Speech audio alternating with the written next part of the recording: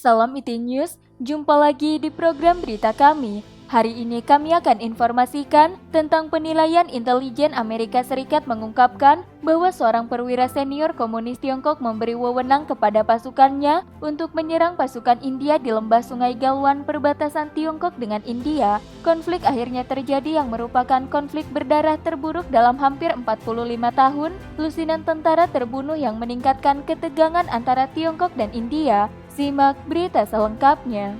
Konflik tentara komunis Tiongkok dengan India pada 15 Juni 2020 lalu di lembah Sungai Galwan tercatat sebagai konflik berdarah terburuk dalam hampir 45 tahun. US News and World Report Amerika Serikat mengutip sebuah sumber menyatakan bahwa menurut penilaian intelijen, Cao Chong-chi, Komandan Barat Tentara Komunis Tiongkok menyetujui serangan di daerah perbatasan antara Tiongkok dan India. Sumber itu mengatakan bahwa Cao Chong-chi telah mengawasi konfrontasi Tiongkok dan India. Dia melihat konfrontasi pekan lalu sebagai cara untuk memberikan pelajaran kepada India. Laporan itu mengatakan bahwa hasil penilaian intelijen Amerika Serikat bertentangan dengan interpretasi komunis Tiongkok terhadap konflik yang terjadi minggu lalu.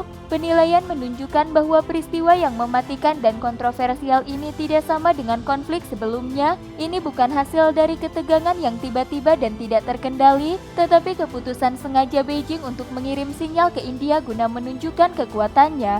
Konflik berdarah itu mengakibatkan kematian setidaknya 20 tentara India dan 35 tentara komunis Tiongkok. Di kedua pihak ada tentara yang ditangkap tetapi sudah dibebaskan. Berita selanjutnya, hasil dari rencana serangan komunis Tiongkok menjadi bumerang. Nampaknya rencana komunis Tiongkok kontraproduktif karena insiden tersebut menyebabkan kemarahan yang meluas di India. Beijing berusaha membuat India lebih patuh pada negosiasi di masa depan, termasuk wilayah yang disengketakan, tetapi sebaliknya, tampaknya membawa India, negara raksasa ekonomi ini, lebih dekat ke Amerika Serikat. Amerika Serikat telah menekan India selama beberapa bulan, mendesaknya untuk tidak membiarkan perusahaan teknologi Tiongkok Huawei berpartisipasi dalam konstruksi 5G India.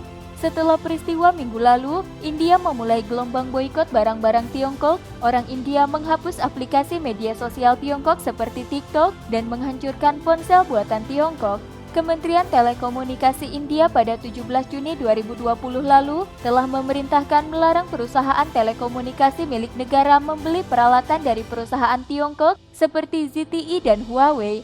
Pihak berwenang India juga secara pribadi memperingatkan operator telekomunikasi untuk tidak bekerja sama dengan perusahaan Tiongkok dalam peluncuran jaringan 5G. Ini benar-benar kebalikan dari yang diinginkan Tiongkok. Ini bukan kemenangan bagi militer Tiongkok, kata sumber itu. Hawkeye 360, sebuah perusahaan intelijen geografi swasta, melaporkan pekan lalu bahwa gambar satelit dari akhir Mei menunjukkan bahwa pihak Tiongkok tampaknya membangun kapal-kapal pengangkut personel bersenjata dan artileri self-propelled. Berita selanjutnya, masalah pengungkapan intelijen Amerika Serikat sepenuhnya bertentangan dengan interpretasi komunis Tiongkok. Menurut sumber yang akrab dengan penilaian intelijen Amerika Serikat tentang konflik Tiongkok-India, pada 15 Juni seorang perwira senior militer India dan 2 perwira yang tidak ditugaskan pergi ke tempat pertemuan tanpa senjata, di mana mereka berharap bertemu dengan seorang wakil tentara komunis Tiongkok resismen untuk membahas penarikan pasukan. Di luar dugaan pihak India, lusinan tentara militer Tiongkok sedang menunggu mereka dengan tongkat besi dan mulai menyerang mereka. Tentara India lainnya segera meminta bantuan yang mengakibatkan perkelahian dan jatuh lebih banyak korban. Setelah insiden itu, media resmi komunis Tiongkok menyalahkan India atas serangan tersebut. Zhao Lijian, juru bicara Kementerian Luar Negeri Tiongkok, bersikeras bahwa pada malam 15 Juni 2020 itu, penjaga perbatasan India sekali lagi dengan sengaja memprovokasi garis kontrol yang sebenarnya dan bahkan dengan kejam menyerang para perwira dan tentara Tiongkok yang bernegosiasi di tempat itu hingga menyebabkan konflik fisik yang hebat dan menyebabkan korban. Berita selanjutnya, pernyataan Zhao Lijian sangat berbeda dengan hasil pantauan intelijen Amerika. Perdana Menteri India Narendra Modi pada 19 Juni 2020 mengatakan bahwa India yang kehilangan 20 tentara setelah konflik perbatasan terluka dan marah. Modi memperingatkan bahwa Angkatan Darat India telah diberi wewenang untuk merespons secara bebas semua pelanggaran baru. Sementara itu, Menteri Luar Negeri Amerika Serikat Mike Pompeo pada 19 Juni 2020 mengkritik tentara komunis Tiongkok karena mengintensifkan ketegangan di perbatasan Tiongkok-India. Menurut Pompeo, saat konferensi tingkat tinggi atau KTT Demokrasi Copenhagen, militer komunis Tiongkok meningkatkan ketegangan perbatasan.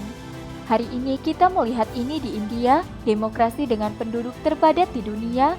Kami melihatnya militerisasi Laut Cina Selatan dan mengancam saluran kunci maritim. Ini adalah melanggar satu lagi janji lain, kata Pompeo.